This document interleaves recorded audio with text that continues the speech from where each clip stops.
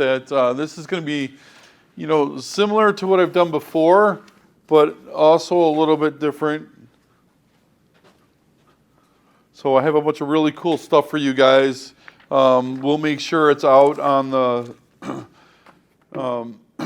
in Brokerment so you guys can download. We'll make sure we get this out to you guys. So I'll talk about all this stuff in a little bit here, but are we good to go? Are we? Yeah? Okay. All right.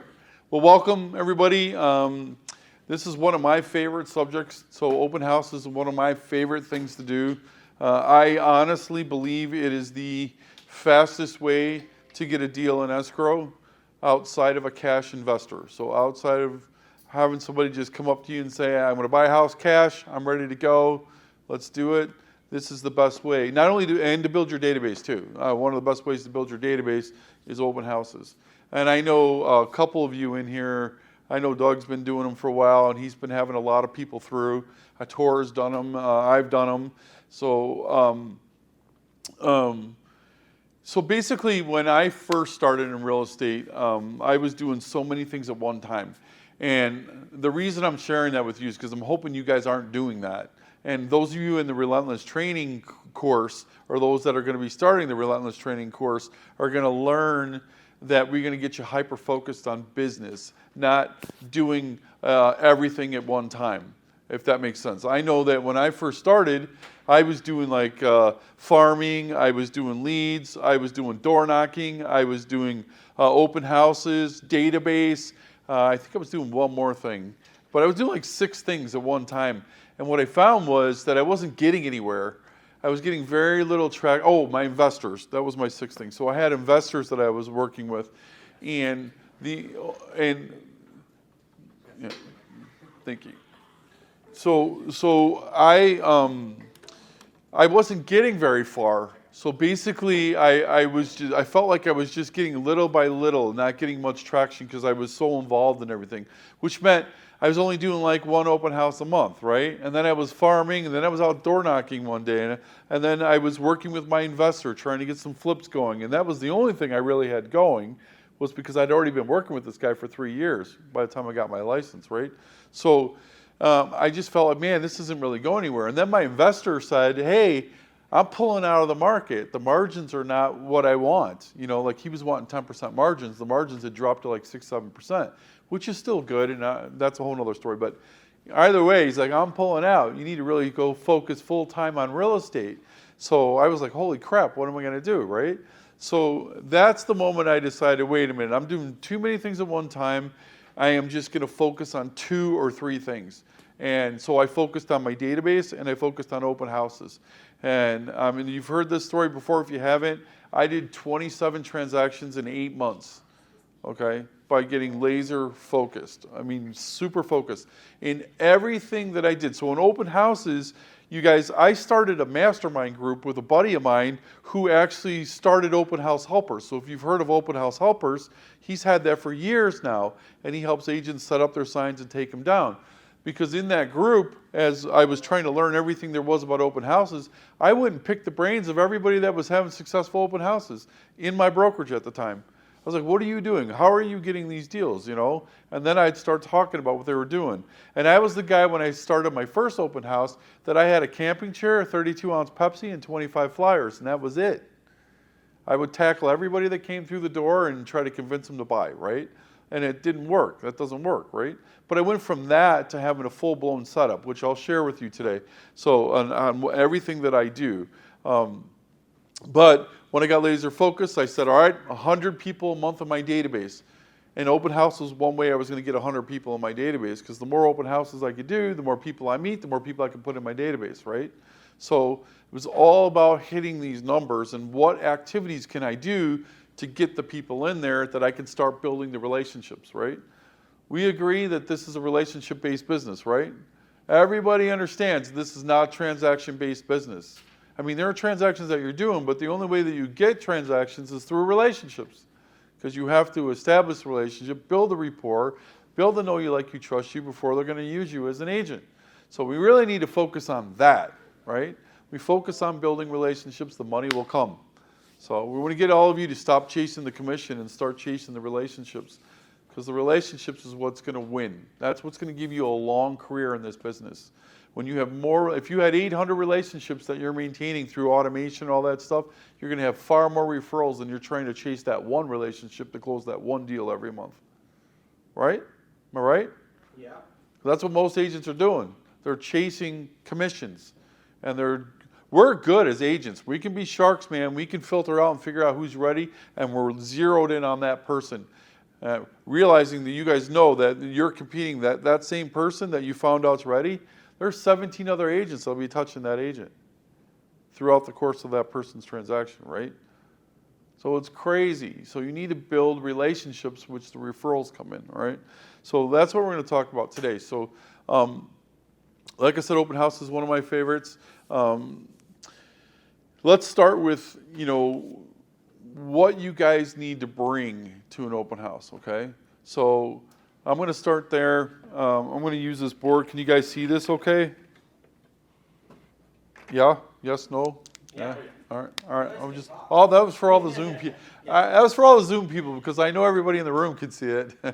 All right, guys. So let's just dive in. So let's just talk about the things you need to bring. Well, you need to bring at least 20 signs that go like this, and you need to bring at least 5 signs that go like this. Okay? Now, you can check out signs with us. I don't know how many they give you at a time. It's probably 10 or 15. But start with whatever you can start with. I started with 10 signs. That's it. I had to borrow $80 from my mom to get 10 signs because I was literally broke when I started this. Okay, I went from making a lot of money to losing everything. I lost everything. I had to move in with my mom. I had a kid at the time. It was a pretty humbling experience. But she put $80 on her credit card, got 10 open house signs, and I got to work. And I turned from that 10 signs to starting a team with one of the guys in this room right here. Started a team, and we purchased over, 400 signs for our team. We had over 24 agents on our team. So I went from nothing to really ramping it back up again. So 20 signs, work your way up to that, build your inventory. For those of you that go, wow, that's going to be expensive. Yeah, it is. Not going to lie to you. It's going to cost you some money to do that. But you can check out our signs for free until you get here. So you check out our signs, you close your first transaction, you should be taking a certain amount of money out of that transaction. Okay? I would recommend like $500, at least $500 out of every transaction you close for business purposes, for stuff like this, for things that you need. That way, every closing. I'm sorry? The video froze. I didn't hear that. Can you guys, is it working now?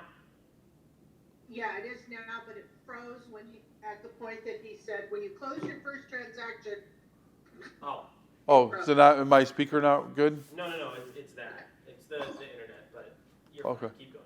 Yeah. Okay, You just okay. said when you do your When first you- transaction, When you close your first deal, I want you all to start thinking business-minded, right? You're in a business. This is your business. So that means you need to take some money out of that transaction and put it aside for business. And you got to build up your inventory anyway. You're going to have a certain amount of listing signs, a certain amount of open house signs, a certain amount of lock boxes, right? All these things.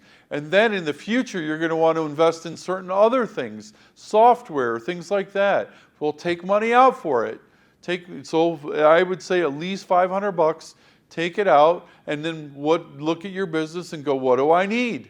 What if down the road you need a new laptop or something like that, right? Well, you've been putting money aside out of your transactions that you have money there for things like that. But you want it for signs, lock boxes, listing signs, anything you need for your business, okay? So start taking it out. And if you could take out more, you take out more. Because you might decide to invest in your own lead program, and if that's working for you. Well, that can cost a lot of money, right? So just think like that. So you're taking it out so you can start building up your inventory. So you need 20 signs, 5 signs that go like this. The reason I have the straight up and down arrow sign is because sometimes on properties that I've done, and there's a lot of turns, sometimes there's a distance between the next turn. And if that distance is far, quarter of a mile, you're going to want to put a straight up and down sign. Now, if you don't have those, I always took my sign and tried to angle it, like to make it look like, hey, keep going, right? Yeah. I say that is such a pet peeve of mine. If I see an open house sign another agent has from, and it doesn't matter who it's from, I want to go see it. And I cannot tell you how many times there'll be one sign and then you cannot find any other signs. Yep. It's like you're just lost and you're driving around. It's Yep. awful. Right, which is exactly why we want this many signs, a minimum. I'm going to tell you right now, every time I used open house helpers with my buddy Dustin, and we did the 50 sign package, 50 signs, you guys. Every time we did that, I had no less than 30 people through my section of the day, and he would have at least 30 people through. At least 60 people every time that we did an open house with that many signs. He was mentioning restrictions. Yes, well, there's two Some cities, neighborhoods, yeah. Chandler. I know there was litigation on that, so you're going to have to look it up and see what ended up happening with that. Just check with Armless and they'll tell you on whatever signs you can put out. How many? How many. I've heard 12 in Mesa, 12 in Gilbert. I'm like, come on, man. I've already counted 100 going to Home Depot down the street. It's a mile. I'm like, that's your buddy who puts up all those signs, and it looks like a football game's going on. So Yeah. why wouldn't you follow that? Right? I mean, hey, let him get it. So I would that's- say since starting this, I've noticed. Yeah. You start paying attention. Yeah. Well, so, that's why if Chandler and Scottsdale are the two cities that I know that have sign restrictions, okay? So I wouldn't do them there. Unless it's my listing, then I'll figure it out and I'll make it work, right? But, Just always do it and see what happens. yeah, Shame on me, I didn't know. Oops, sorry. yeah. I asked for permission or forgiveness, not for permission. Well, you don't want forgiveness in Scottsdale. It's $250 a sign. Expensive. Is it really? Oh, yeah. And open house helpers got caught with that, and the cops called them and said, "Hey, we're doing a courtesy. We're calling you, but it's $250 a sign." He's like, "I'll be right there." Guy's like, "Yeah, come and get them." That's So, also where you need to choose and pick your listings. You want them strategically closer to areas that they have a lot more traffic. yeah, So if you're farming a neighborhood, don't not take a listing, but try to get a couple listings so that they can feed off one yeah, another. yeah. And the other thing is, don't not do the open house because of that. Because if it is a good location and a good property, you just need to be strategic about the amount of signs you can put out, right? I mean, so don't not do it. Any open house is better than no open house, okay? And you can have somebody standing out on the corners and kind of like Yeah, or put them in too, or you're gonna have to be creative. yeah, they actually make believe it or not, they actually make a fake person that does the really? sign. Yeah, I know a guy that actually bought one and did that. That was kind of funny. But anyway, don't not do them because any open house is better than no open house. I'll give you an example. Jacqueline and I did an open house in Mesa. It was in my subdivision, and the whole day nothing, nobody through. We had a person pull up when we were locking the door to close the open house, and they said, "Are you doing it tomorrow?" And we said, "No, come on in." We turned everything back on and did that. We closed the deal 3 months later with that person. So any open house is better than no open house. One person comes through, it's all it takes.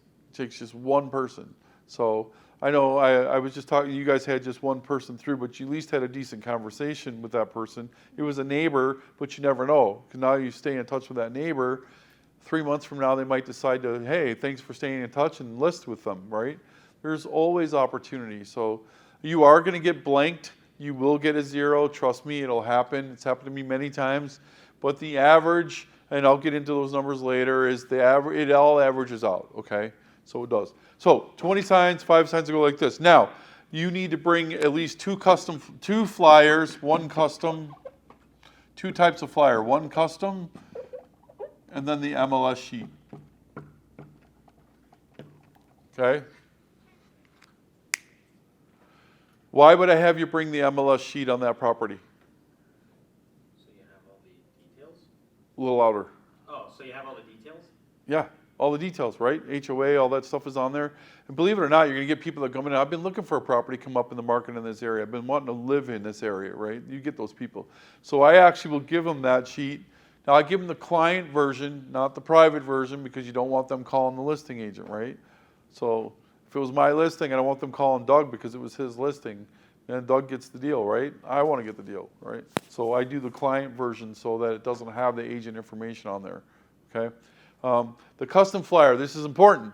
So the custom flyer, you're going to have, the price, you're going to have description, you're going to have the picture, but most importantly and your information, but most importantly on the bottom of that flyer is going to be your website, which is Chime, right? Because you want people to come into Chime, right? Your mobile app, and if you're not on the Barrett app, you should be. How cool is it, Michelle, that Barrett app? It's so handy.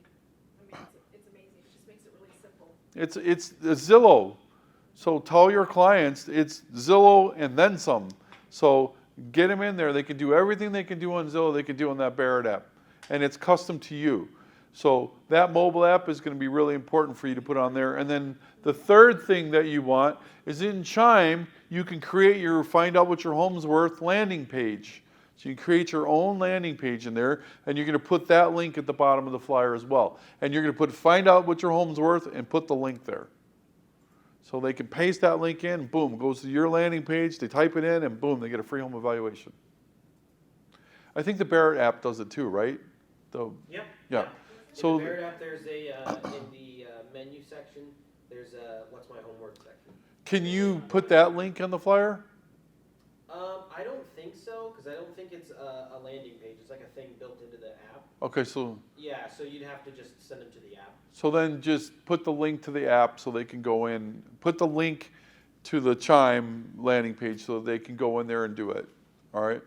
But that's really important, you guys. Now, the reason I tell you that is that's my last talking point when they leave the open house, okay?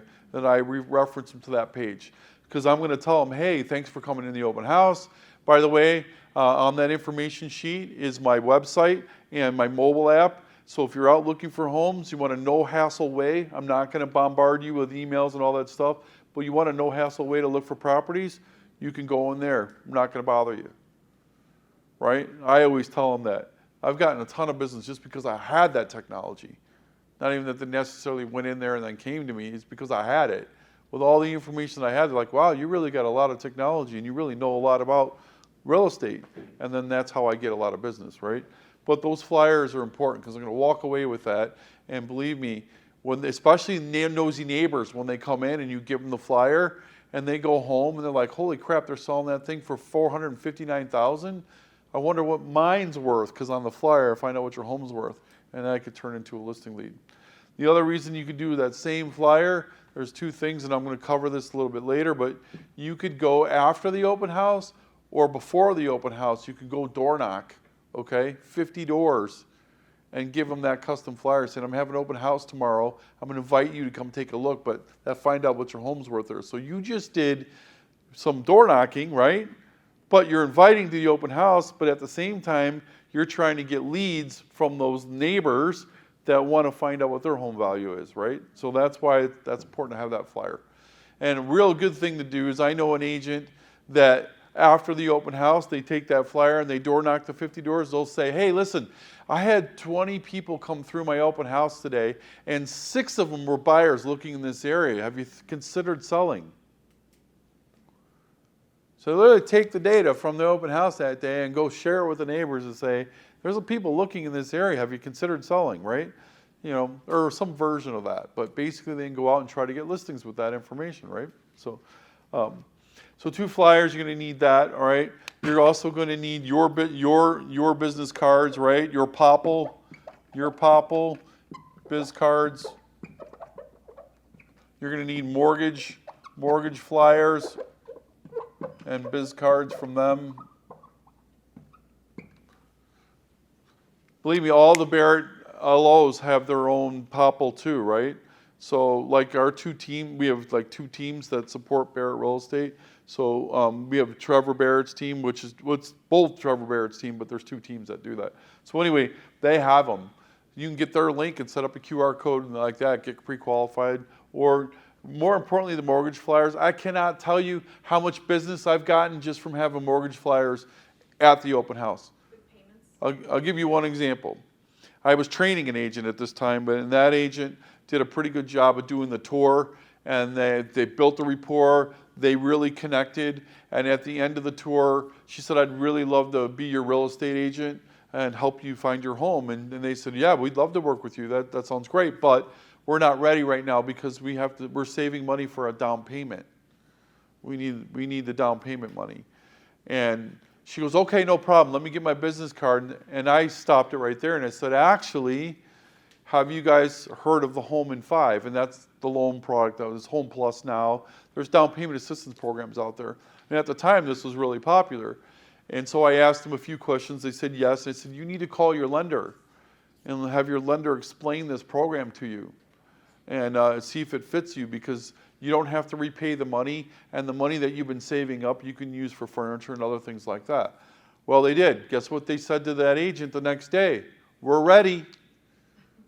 We've been pre-qualified. We're using this down payment program, and we're ready to go. So it went from a 3-month buyer to a now buyer because of that information. So it's important for you guys to learn all the different programs that are out there. There's asset-based programs. There's all kinds of different programs out there. So you need to be aware of them, understand them, because everybody might, not everybody has a different situation, but it might apply to someone that you're talking to, okay? There's bank statement programs, so someone might say, I write too much off on my taxes. Well, great, yeah, we got a bank statement program that can help you get in. You should talk to our lender. You need 12 months bank statements and you can get approved, There's asset-based programs. Oh, you write everything off? Well, do you have an IRA? Do you have 401k? Do you have, oh yeah, I got all that. Okay, great. Hey, you should call the lender because there's an asset-based program that can help you qualify for a loan. So you need to know these information. So having that stuff there. I bring two tables. I always try to do vacant homes first if I can. Now I checked today, there's 13 listings out there that you guys can do open houses on. So, our listings are going to keep going up. We're growing fast, so the listings are going to keep going up.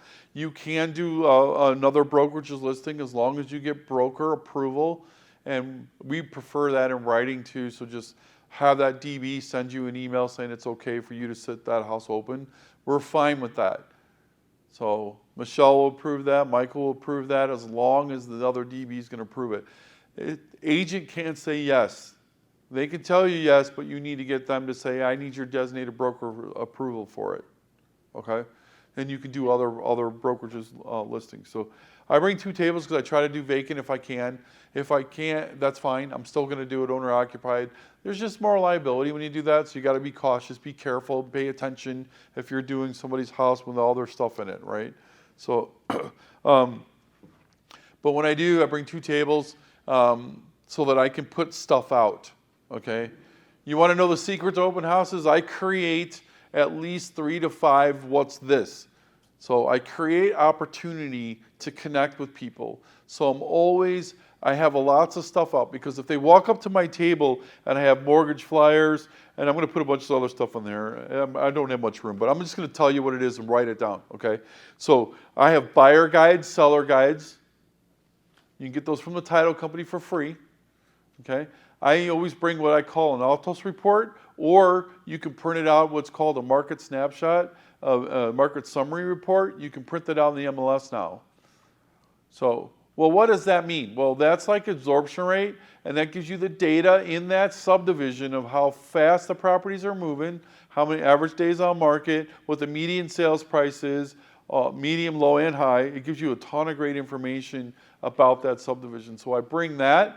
Okay, I got my mortgage flyers, I got my business cards, I got my laptop. I've got a listing book. That's another thing you should bring. You do not give this out. This is something that you can make through RPR, Realtor Property Resource, or you can have a listing company create it for you. If you're going to have a title company. If you're going to have a title company create it for you, then you need to give them ample notice, because they need at least 24 to 48 hours before you do that.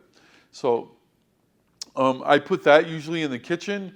I bring 5 other properties that are for sale in the neighborhood or close by, and they are nothing like the subject property. Nothing like it, because I'm going to put them out there. And guys, I put them on the wall. And I put them on the wall because people are curious by nature. So if I put them up on the wall, most of the time they're going to walk up to it and check it out, because that's unusual.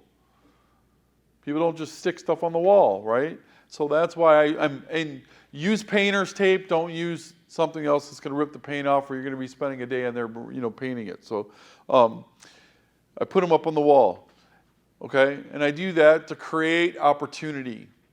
I've even done stuff in the bathroom mirror before. Say, hey, come and ask me how you can get a free home warranty with your next purchase or something like that.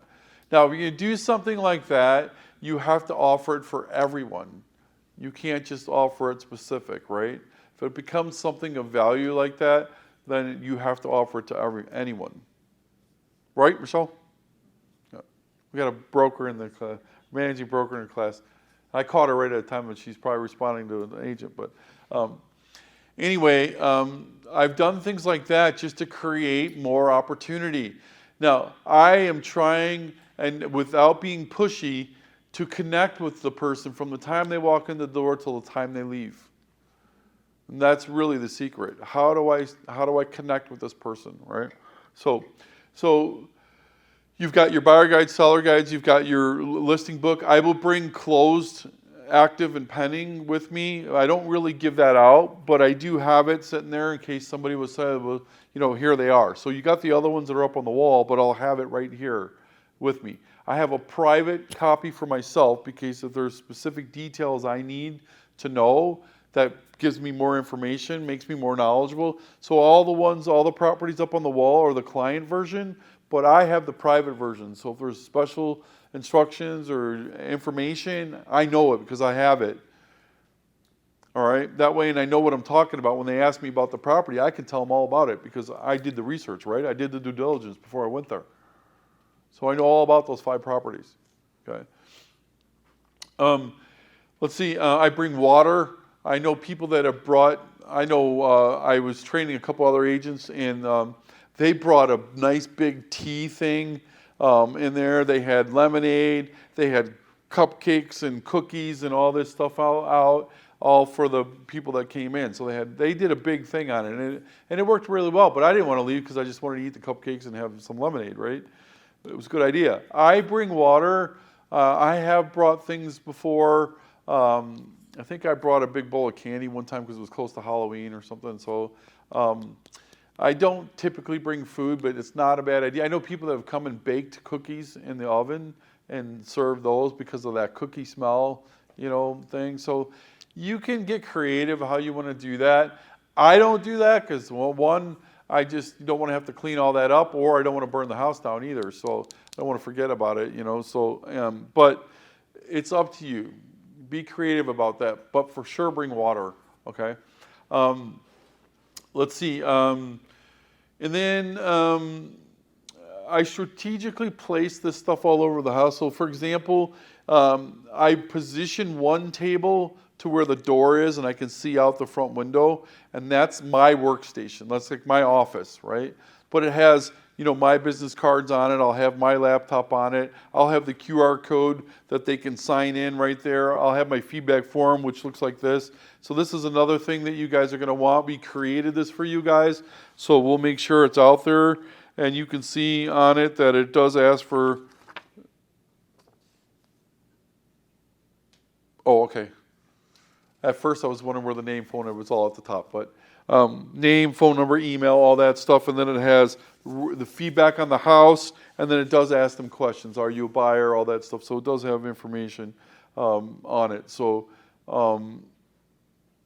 actually, I'm going to add a few more things to this because there's a couple more questions that should be on there. But we'll have this feedback form for you. So it is newly created for you guys, and we'll have that out there that you can do that. Some other things that you will be out there. I created an open house checklist for you guys. On this checklist, it's going to give you all the instructions. Everything I just talked about, it's going to tell you all the things that you need to do to be prepared for the open house. So that'll be out there, and you can keep this with you. So like, for example, say door knock, open house, door hangers. You can clean, if the home needs to be cleaned, you can clean and stage the home, right? You can do a video tour. I'm going to get into this in marketing with a video tour, but you can prepare and print open house flyers on it. So this is a great checklist for you guys to help you be prepared, right? So you can see 7 days before, 2 days before, open house, 1 day after. So this tells you everything that you should be doing for the open house. So we created that for you guys. A couple other things that we have. You can see this smile here on camera. This is great. This is sort of a security measure, which I'll get into in a little bit. But post this up somewhere. And even if there's not cameras, they might just think that there are cameras, and it's a little bit of added safety protection for you. We also have 2 different signs. These signs are here. Please come in, welcome, we're open. So these are 2 different ways that you can put it out there. Now, when the weather's really nice, I'll put this on the door, or when the weather's warm, I put this on the door just to let them know, come on in. Like, they don't have to knock, right? Because it's 110 degrees out, and you're not going to have the front door open. So you can put these on the front door, right? And that way they'll just come right in. In the springtime, though, when it's really nice, and by the way, we've been really lucky, would you say? I mean, we're middle of June, and it hasn't even gotten over 101 degrees, right? It's like crazy. So enjoy it while we can. But in the springtime, when it's really nice, I'll leave the front door wide open. And you remember, my desk is right there. So the front door's open. I got my table, and it looks just like this. Maybe not as long, but it looks just like this. And I'll put a nice banner over it, and then I have my computer and my chair. But I have it positioned so I can see the front door and I can see out the window. In the springtime, when that door's wide open, here's the other key. If I'm sitting and working because no one's in the open house, as soon as I see a car drive up, I'm on my feet. I'm never sitting when someone comes to the open house. Never. I'm on my feet ready to greet them at the door. And if I see them coming up, I will meet them at the door. Okay? I do that and with nothing in my hand. I used to tackle everybody with a flyer and just really put it in their face, like, you got to buy this house. But I don't do that anymore. I don't have anything in my hand. I will go up to them and just be pleasant, introduce myself, welcome them, all that stuff. No, literally, you're not kidding. I'm not kidding you. When I had an open house before, man, I was like in 3-point football stance, waiting for them to get to the door, and then boom, I was like on them with a flyer, like, hey, thanks for coming in. I got some information for you, and they're not even in the door yet, and they're like, whoa, can we come in?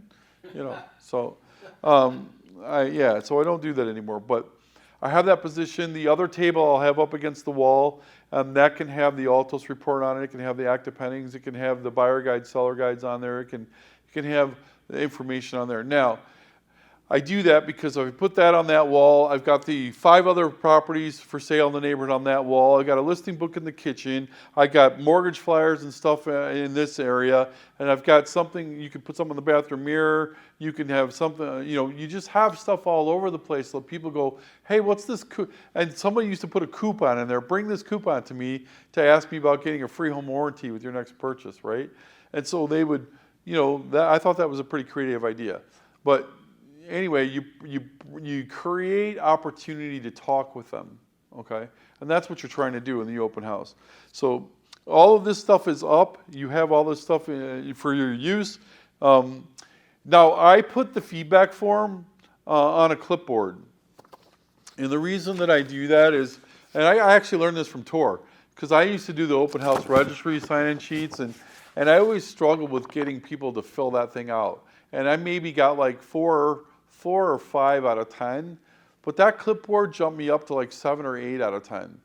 I mean, I don't know what it is about it, but Tor was like, yeah, man, I got these 3 clipboards. I put a pen in there, and I hand it to them, and for some reason they fill it out.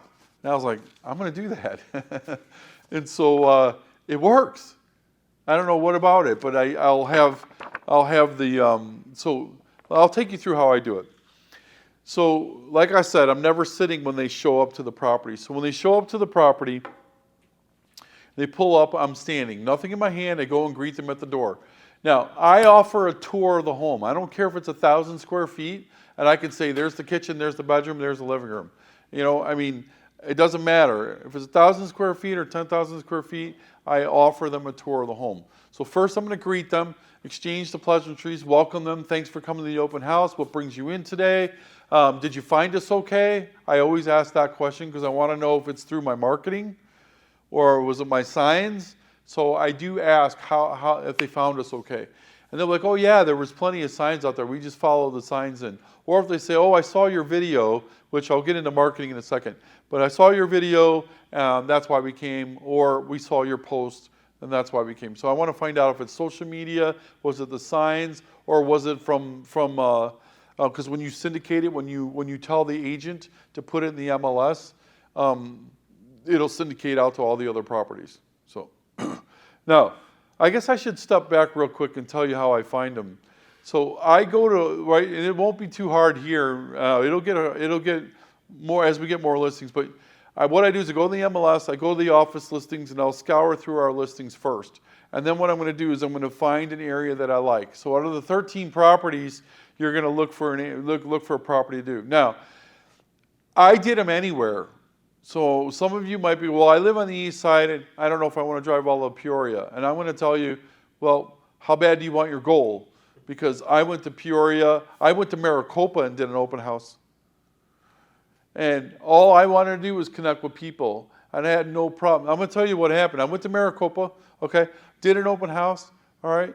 Then I ended up getting a lead that I started showing 60 homes. They ended up not buying. Now everyone says, well, that's not very good. Well, no, but it turned out to be a blessing in disguise because I went out to Peoria for a listing, won the listing, and the listing agent said, well, we'd love to use you as our buyer's agent, but we're not sure if you actually know Maricopa very well because Maricopa is far. And I'm like, actually, like the back of my hand, because I just got done spending 4 straight days just a few weeks earlier showing over 60 homes. So I knew the area really well. So guess what? I got the listing and the buy on both of that.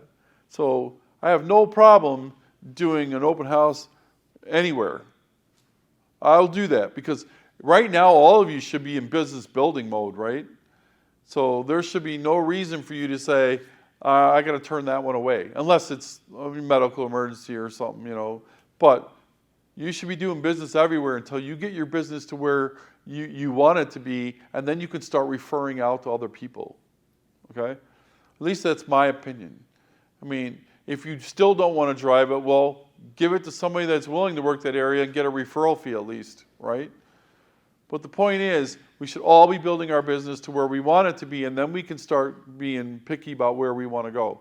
Because now you can refer it out, let them work it for you, get paid the referral fee, and focus on your niche area. I'm not against having a niche area. Everybody was going to end up being a niche. My niche area was East Valley. But I did it everywhere for a while until I built my business up, and then I would just start referring it out to the West Valley, and then I would focus on East Valley, right? Which Mesa, Gilbert, Chandler, right, Tempe. So I didn't even go into Phoenix much. It was just Mesa, Gilbert, Chandler, Tempe, Queen Creek. I did a bunch of deals in Queen Creek. So Santan Valley. I mean, I did a flip way out there on the dirt roads, man. But my point is, I was willing to go anywhere because I wanted to build my businesses. You should too. So don't be afraid to do open houses in other areas. Okay. I invite them on the tour. Once they say yes or no, doesn't matter, because sometimes they're going to say no, I just want to look around, that's fine. So yes or no, I'm going to go back and I'm going to get the clipboard with the feedback form, and I'm going to go get the custom flyer, and I'm going to bring it back to them and say, here's some information about the home for you. Take that. Also, by the way, we're trying to provide as much information to the seller as we can. We would love your opinion on the home. So if you could mind filling out this feedback form for us, that'd be great. Now, it's on the clipboard already, so I hand it to them. The pen's there, so they typically fill it out more often than not. Now, you are going to get bogus information. It's going to happen. I've had Obi-Wan at obiwan.com. I mean, I've had FU at FU.com too. So, but you're going to get some bogus stuff on there, and that's okay. All right. You can put a sign on the door, I know someone that put a sign on a stand, and it was right when they walked in, and the sign said, per seller's request, everyone has to sign in. Okay, so you can do that too. That's up to you. I don't try to do forced registration. I'll tell you why. I mean, forced registration, I think, leads to more fake information than it would, but that's up to you. I'm not against it. I think it's okay. I just never forced someone to sign in. If they said no, I don't want to fill anything out, I just want to look, I'm like, okay, great. I'm here if you got any questions.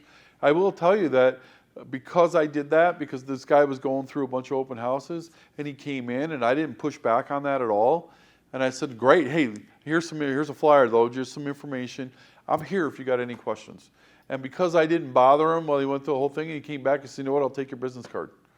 And I got a call from him 3 weeks later. So I'm not saying it works all the time. I'm just saying, feel it out. Try different things and figure out which way is going to work best for you. I found that was best for me. But I know there's been success in saying, hey, the seller requires it. Especially if it's owner-occupied, I'm definitely okay with that. You know what I mean? Because valuables and stuff in the house, I'm definitely okay with that if it's owner occupied like that for sure. So feel different ways out of how you want to do that, and then do that. So I go back and do that. Now, if they no tour, they go and do that. But I'm still on high alert, because if they go and walk up to the 5 listings on the wall, guess what I'm going to do? Oh, hey, these are the other 5 properties that are for sale in the neighborhood. If you're interested, 4-bedroom, 2-bath right over there. I can give a little bit of information, but it's my opportunity to engage with them every time. If they go up to the table and they're checking it out, I'm going to go up and explain what all the information is and invite them to take one, right? So it's not intrusive.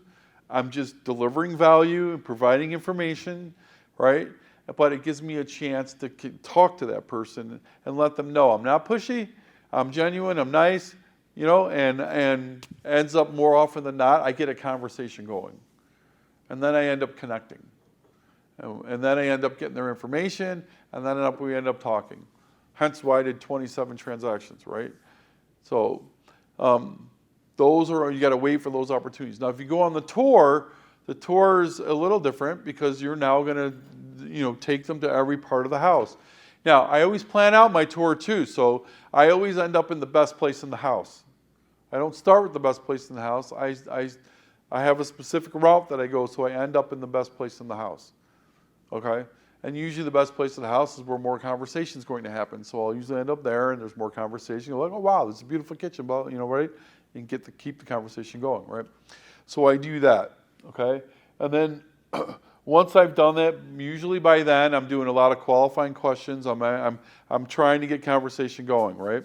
And then at the very last thing that I do is that custom flyer I was talking about.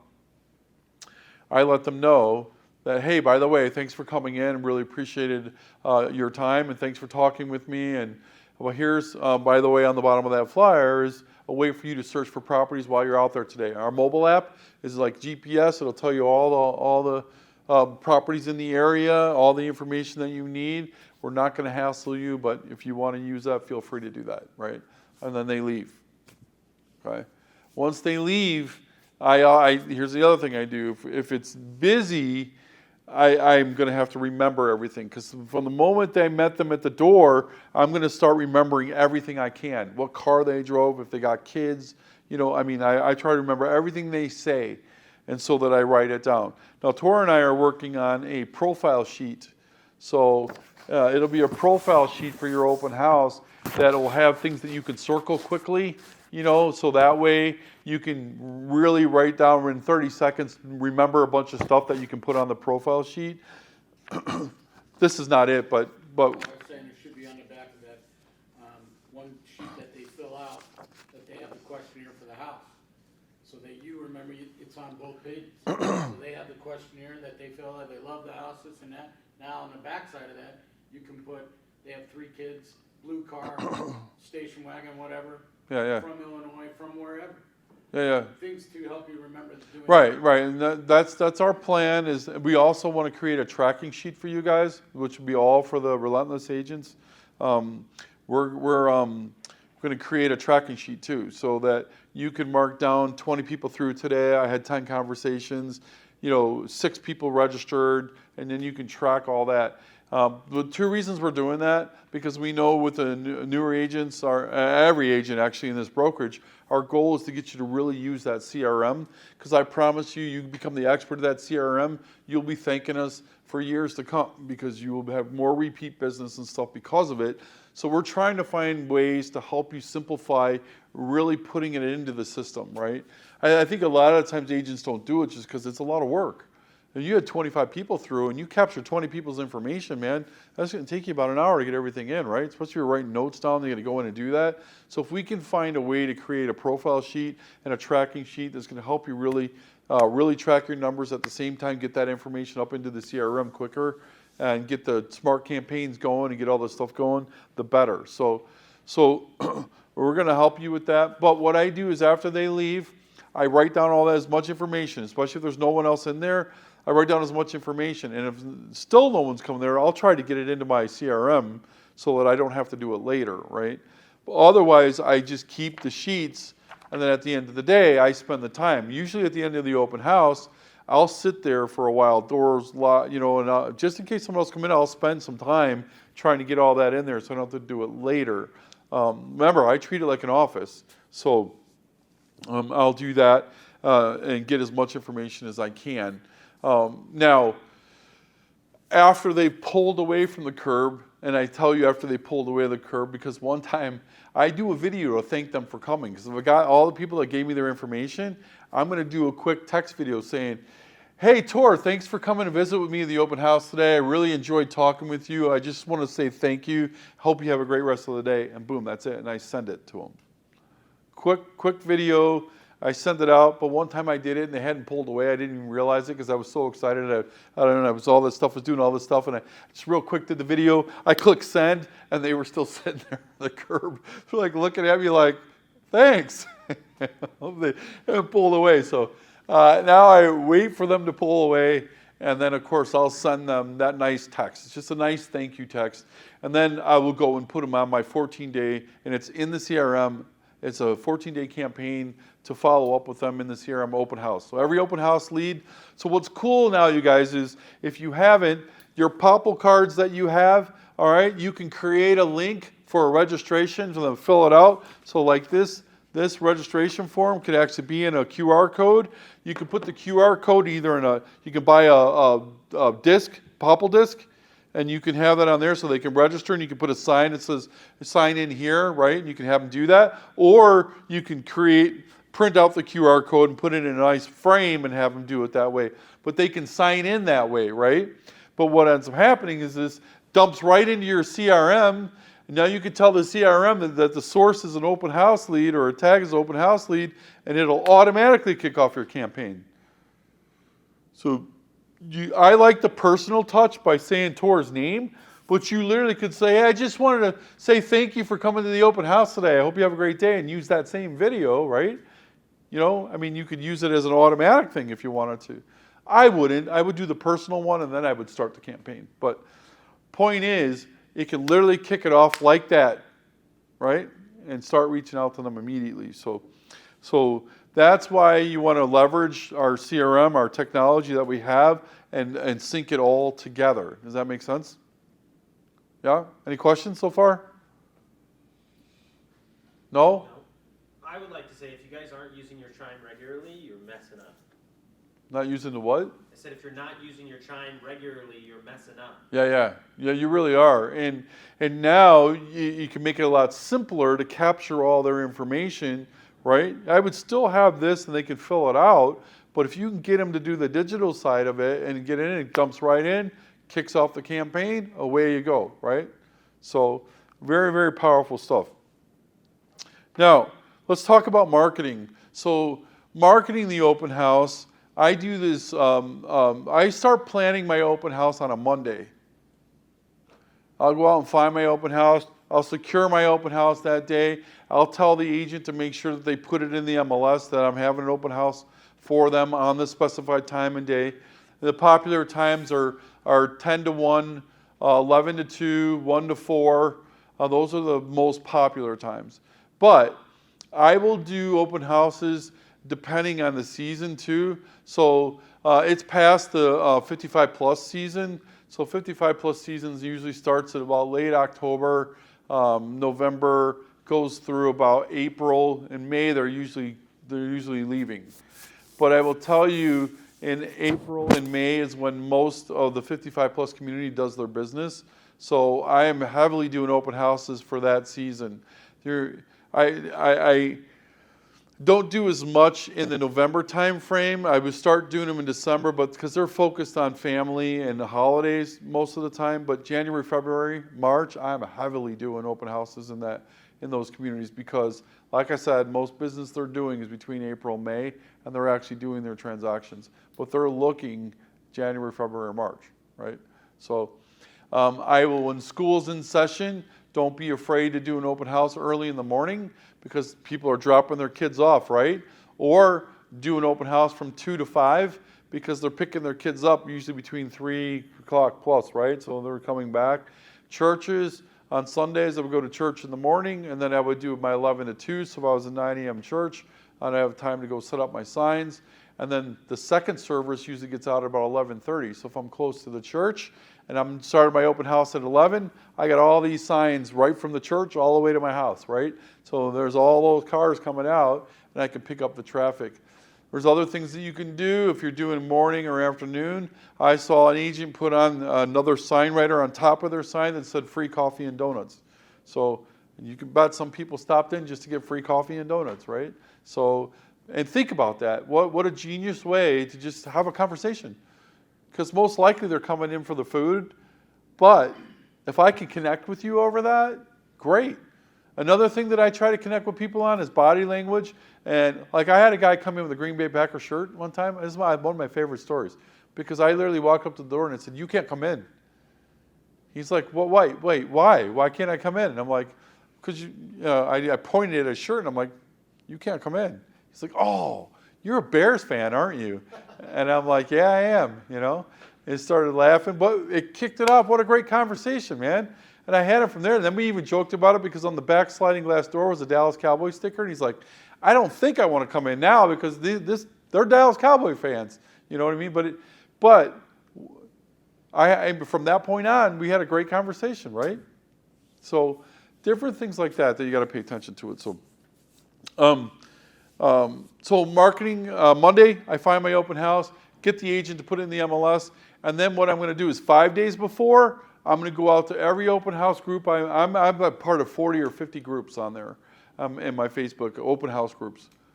And I am going to go out there, and here's the thing, you can go and pre-do the house, go out to the house, do a quick video, don't do the whole house. Just do one part of the house. If it's the kitchen or the front, even the front house, I don't care. And you say, "Hey, I'm here at 123 Main Street. I'm going to be having an open house this Saturday from 11 to 2. Man, you got an amazing pool, amazing kitchen, man. You got to check this out. Hope to see you there."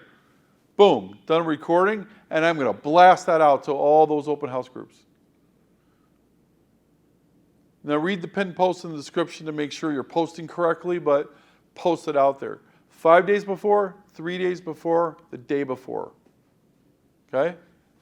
Then, the day before the open house, I'm going to go and do a targeted ad in that zip code or even the zip code surrounding it and spend about $10, $15 and invite everybody around it to that open house. It's going to hit all their Facebook feed to say there's an open house coming.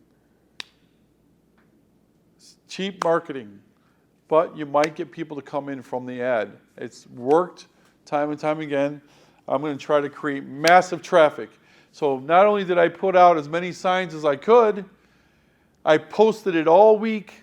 I've sent out a targeted ad, and I've door knocked 50 doors the day before to invite all the neighbors. You could even hire a flyer service and hit 1,000 homes in that area.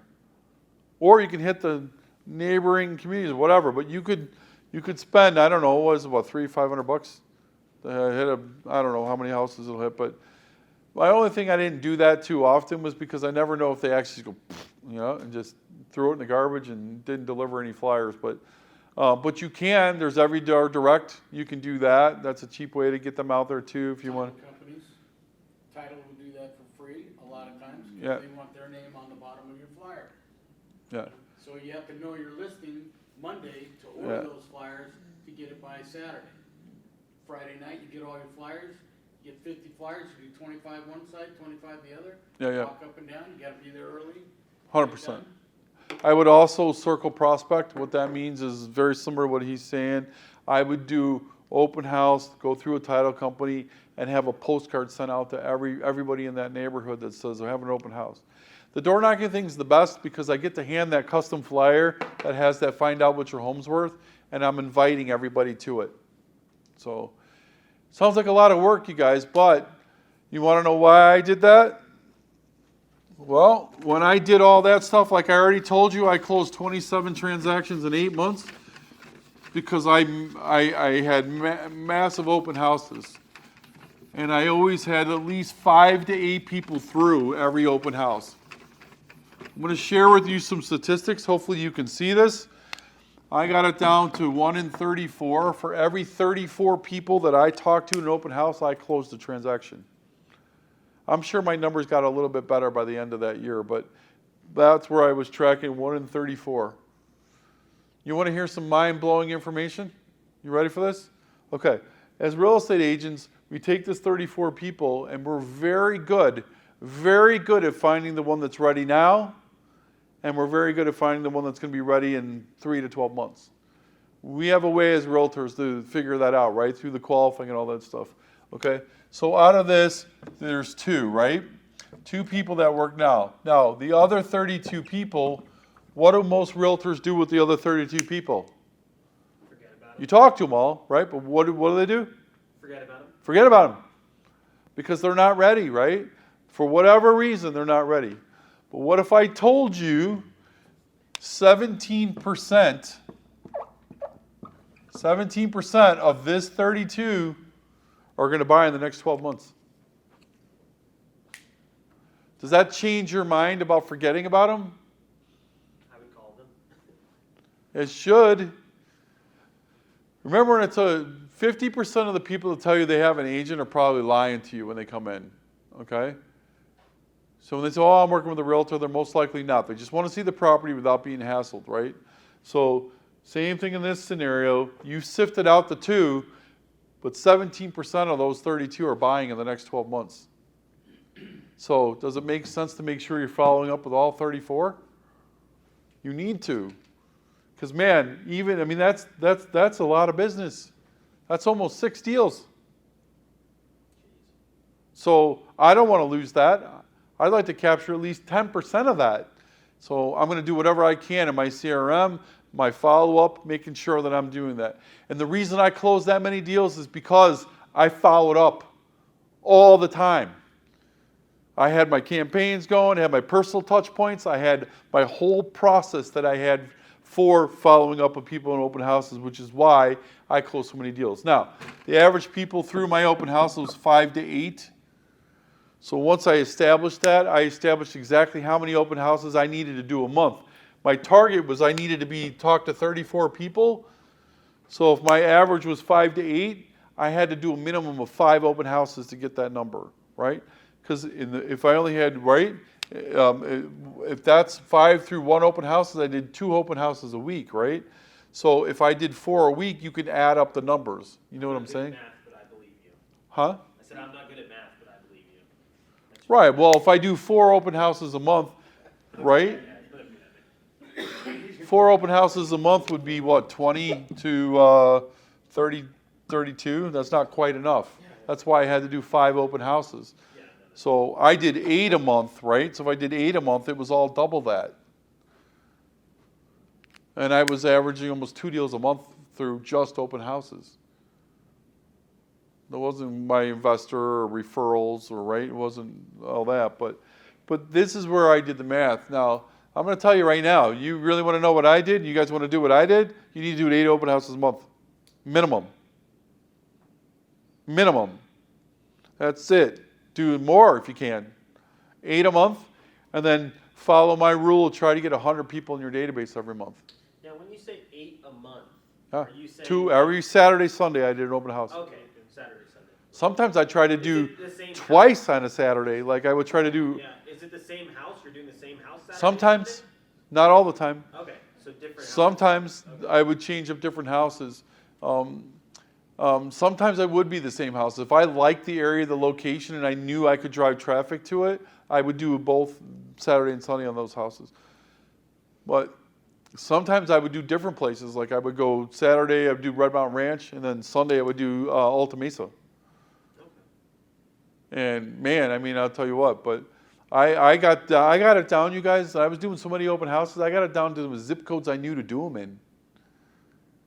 So I would hit my favorite zip codes because I knew I was going to get traffic. But this is all tracking your business, right? That's why I was constantly paying attention to where I was doing them and how popular it was. Like Maricopa, I didn't do too many out there because I just couldn't get the traffic like I could in other areas. Now, I got a listing out there, so it wasn't, I mean, it still worked. It's just, I got way more traffic. And I was trying to hit all the high traffic areas to meet more people. Not just to do more open houses. I was trying to do open houses to meet more people. And think about what I just said there. Do whatever you got to do to meet more people. So open houses is just one way. But database, when you're building your database, you're trying to get 100 people in your database, well, you can meet someone anywhere. So are you saying hello? Are you saying thank you for opening the door? Are you trying to communicate with people? I know someone just called me this morning, got a lead in a gym. But it worked. Nice. Right, because the conversation started. Now it's time to do the work, do the due diligence, and make sure that becomes a viable thing. But because you took the time to connect, you have an opportunity, right? So when you go after 100 people in your database, it's anywhere. It's at the game, right? It's at the grocery store. You know, I mean, it's anywhere. So how are you going to do that? So I tracked it and got it down. I know another team that after they took my class, they started tracking all their stuff. They've got it down for every 22 registrations. Every time 22 people signed in, they close the transaction. So every month, you're just going to start tracking it and paying attention to it so that you can zero in on it. Think about how motivating it is that if you knew you talked to 34 people and you would have an opportunity to close a transaction, would you not want to be talking to somebody? Somebody got a question?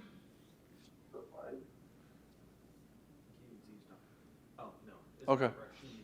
So that's why you track your business. That's why you track your numbers, because now you know how to scale and grow. And I quickly went from 1 in 34 to realize I was closing one deal a month, and I needed to double the amount of open houses I was doing. I was doing 5 a month because I was trying to get that deal a month. I'm like, wait a minute, whoa, wait, the numbers. I'm doing 8. And so I had to sacrifice time with my son for a while because I was doing every Saturday and Sunday. And guys, when I was doing the vacant properties, my 11 to 2 was my favorite time. I would always ask the agent if I could stay open if it was busy. I cannot tell you how many times I would go to 4, 5, 6 o'clock because people just kept coming. And I was like, great, I want to meet another person. So it's one of my favorite ways. Any questions on that? So we're going to try to help you guys with the tracking part because we want to come up with that tracking sheet so that you guys can really figure it out. Because I think when you start to have small wins, they turn into big wins. And I think that turns into being highly motivated, right? You will do more when you feel like you're winning, right? It's when you feel like you're losing that most people end up quitting, dropping out of the race. But I'm here to tell you, do not quit. Don't keep doing the same thing. You should be coming and talking to someone if something seems stagnant or you're getting the same result. We need to chat. Let's collaborate. Let's figure out why you're not growing. Sometimes you're doing it in the same area. I had an agent do it 3 weeks in a row in Phoenix in a good location, but there was just no traffic for 3 straight weeks in a row. And she came up to me and she goes, open houses don't work. And I said, well, let's talk about it. And she said, and I said, so tell me about what happened. She told me I did the same house for 3 weeks in a row and nobody was coming in. And I said, well, do you remember the open house class?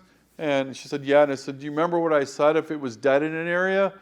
Like if you do it one weekend and there's no traffic, do you remember what I said to do? She said, yeah. You said move. I said, yeah, move. Go do an open house. She did one in Tempe, had 33 people through and got a listing. She's like, oh, it was like, boom, you know? I mean, because she really wanted to work in that area, in that house, that was the niche area she wanted to be in, but there was just no movement in there right now. So move. You gotta change things up. You gotta figure out, dial in. Now, if I would have kept tackling everybody when they came through the door, do you think I would have done 27 deals? No, I was scaring the crap out of everybody. Yeah.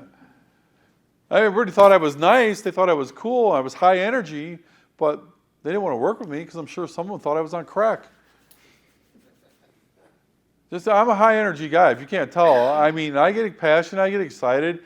There is anybody that can't tell me that, especially when I'm working with them, as a client and all that, they know that I give a shit.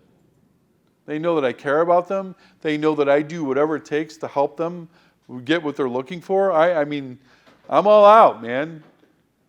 I'm that way when I teach. I'm that way. I'm passionate about this. I mean, I'm talking to you like this because I know it works, right? I've done it. I got friends that have done it. We've done it. He was a door-knocking machine. Tor knows he's a door-knocking animal. Like, this guy could go and do that all day long. You know, that's something I can't do. That's something he's really good at. But it worked for him. You know what I mean? And he did a lot of business, just like I did a lot of business. But the thing is you just have to not quit. You have to keep going. You have to keep asking questions. You have to keep saying, okay, this didn't work. I analyzed my conversations. So when I talked to people that came through the open house, I would look back on it and go, how was my delivery? You know, I mean, how many objections did I get? You know, like I tried to figure out how I could have better conversations. Does that make sense? And not because I'm not fake. I was just literally trying to see, well, did I get off on the wrong foot with this person or what, right? I literally was constantly looking at how I was doing things.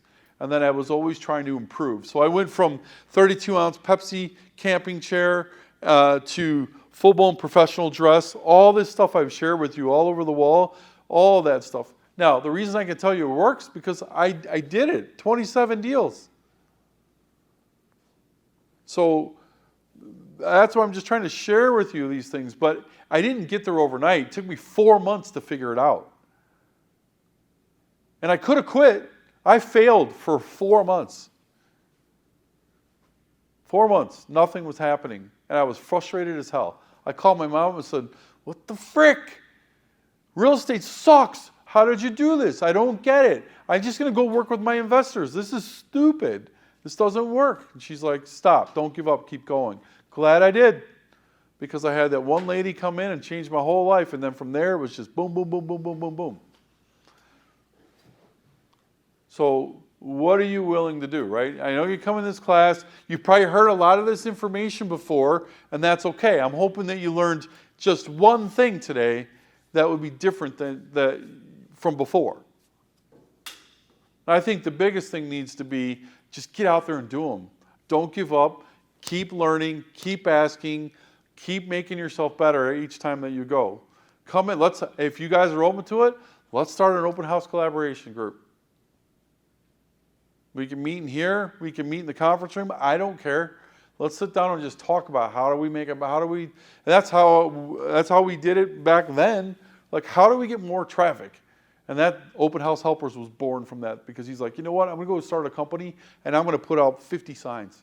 And he did. And now that thing's been running for years. So I've used them a bunch. What's that? I said I've used them a bunch. Yeah. Well, Dustin is a good friend of mine. He called me up. Let's do an open house this weekend. I'm like, okay. And then he take care of the signs. So I was like, all right, I'm in. But collaboration is key. So, share your wins. Share what's not working so then someone else isn't doing it either. Hey, I've been doing this for 3 months now and it's just not working. I'm going to switch up what I'm doing. I'm going to change it. It looks like